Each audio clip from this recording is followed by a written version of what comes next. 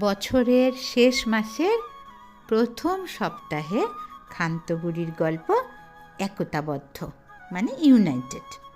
একতাবদ্ধ নিয়ে অনেক গল্প আছে, এটাও এক ধরনের গল্প। একটা গাছে বাসা বেঁধে বাস করত একটা ঘুঘু ও তার বউ ঘুঘু, দুটো ঘুঘু পাখি। খুব ভালোভাবেই তাদের দিন কাটত। তারা উড়ে উড়ে গিয়ে খাবার নিয়ে আসতো, আবার ওই গাছে এসে বসতো। একদিন একটা বন্য হাতি ক্লান্ত হয়ে টায়ার্ড হয়ে ওই গাছের নিচে এসে বসলো, কিছুক্ষণ বিশ্রাম নিল। বিশ্রাম নিয়ে চলে যাওয়ার সময় হাতিটা ওই গাছটাকে শুঁড় দিয়ে ভেঙে দিল। বোঝো কাণ্ড! ঘুঘু আর ঘুঘুর বউ তবু তো তাদের পাখা আছে, তারা উঠতে পারে। তারা কোনো রকমে বেঁচে গেলেও তাদের ডিমগুলো কিছুদিন পর ডিম ভেঙে বাচ্চা হবে, সেই ডিমগুলো সব ভেঙে নষ্ট হয়ে গেল। ডিমগুলো ভেঙে যাওয়ায় বাবা ঘুঘু আর মা ঘুঘু খুব কান্না পেল। সবাই ওরা দুজনে মিলেই কাঁদছিল। তখন ওদের পাশেই থাকে কাঠঠোকরা। সে এসে বলল, কি হয়েছে গো, কেন কাঁদছো তোমরা? তখন ঘুঘু আর ঘুঘু বউ সমস্ত ঘটনাটা বলল। কাঠঠোকরা বলল, দেখো, কেঁদো না, কেঁদে কি হবে বলো? কেঁদে তো লাভের লাভ কিছু করতে পারবে না। বরং আমরা একটু ভাবি কি করে হাতিকে জব্দ করা যায়। ঘুঘু বলল, এ কি করে সম্ভব বন্ধু? প্রকাণ্ড একটা বন্য পশু হাতি, তার সঙ্গে কি আমরা লড়াই করতে পারি? কাঠঠোকরা বলল, বন্ধু, সবসময় ক্ষমতা বা শক্তি দিয়ে সব কিছু করা যায় না, জানো, বুদ্ধি দিয়ে অনেক কিছু জয় করতে হয়। চলো একটা কাজ করি, আমাদের পাশে থাকে মধুকর, তাকে গিয়ে এই আলোচনাটা তার সাথে করি, দেখি সে কি বলে। মধুকর মানে মৌমাছি। মৌমাছির একটা বড় চাক একটা গাছের ডালে, সেখানে তারা বসে মধু তৈরি করছে। সবাই এরা দুজন কাঠঠোকরা আর ঘুঘু সবাই মিলে মধুকরের কাছে গিয়ে সলা পরামর্শ করলো যে কি করা যায় বন্ধু। মধুকর বলল, দেখো ভাই, হাতির ক্ষমতা আছে বললে সে যা খুশি করবে তা তো মেনে নেওয়া যায় না, এর একটা বিহিত করতে হবে। চলো, আমার এক বন্ধু আছে, তার নাম মেঘনাদ। মেঘনাদ একটা ব্যাঙের নাম। তো ব্যাঙের কাছে যাওয়া হলো। মেঘনাদ ব্যাঙ সব শুনল। বলল, বন্ধু, আমরা কেউ একার শক্তি দিয়ে কিছু করতে পারবো না অত বড় হাতি। আমরা সকলে যদি একজোট হই, ওই হাতিকে অবশ্যই জব্দ করতে পারবো। একজোট হওয়াটা খুব দরকার। এই মহাশক্তির কাছে হাতি কেন, এরম বড় কিছু সবই তুচ্ছ, আমরা অবশ্যই সফল হব।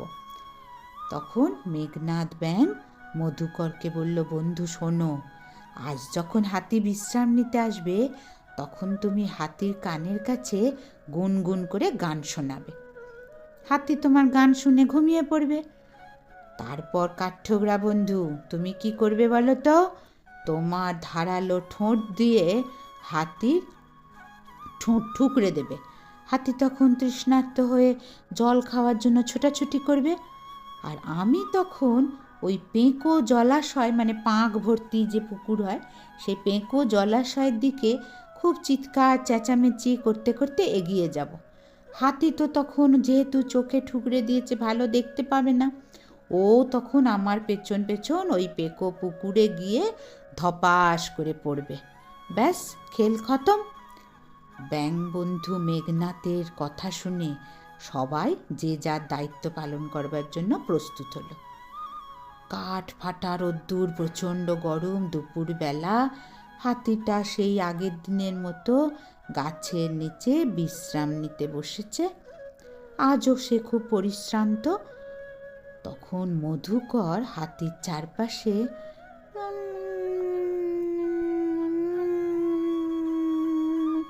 করে গান শোনাতে লাগলো। মধুকরের গান শুনতে শুনতে হাতি কখন ঘুমিয়ে পড়েছে। কাঠঠোকরা সেই সুযোগে হাতির চোখেতে গিয়ে টক টক টক টক টক টক টক টক করে খুঁটতে লাগলো। কাঠি হঠাৎ হাতি তো চিৎকার করে লাফিয়ে উঠল, কিন্তু কিছুই দেখতে পাচ্ছে না, গাঁ গাঁ করে এগিয়ে গেল। দারুণ জল পিপাসা পেয়েছে তখন তার। ব্যাঙ বন্ধু জানতই যেটা হবে, তখন দলবল নিয়ে পেঁকো পুকুরের দিকে ম্যাও ম্যাও ম্যাও ম্যাও ম্যাও ম্যাও ম্যাও ম্যাও করতে করতে এগোতে লাগলো। এগিয়ে গিয়ে ব্যাঙ ধপাস করে জলটার মধ্যে পড়ল। ওর তো কিছু হবে না, ও তো লাফাতে পারে। ব্যাঙের চিৎকার শুনে হাতি অনুমান করলো নিশ্চয়ই ওই দিকে জল, সে জল খেতে নামলো।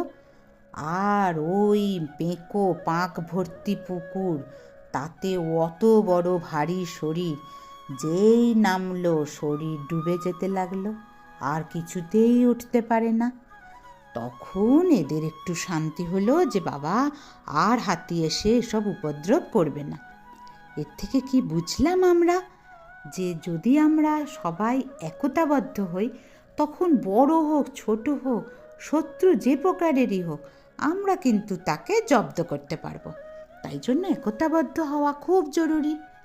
আর একটা কথা আগেও বলেছিলাম, আজও বলছি, এগুলো তো গল্প, গল্পের মাধ্যমে আমরা বলি যে কোনটা করা উচিত। তা বলে হাতিও মরে না, হাতির চোখও ঠোকরায় না, কাঠঠোকরা কিছুই হয় না। ফলে এই নিয়ে তোমরা মন খারাপ কিন্তু করো না, তোমরা ভাববে এটা একটা গল্প। কেমন কেমন লাগলো জানিও।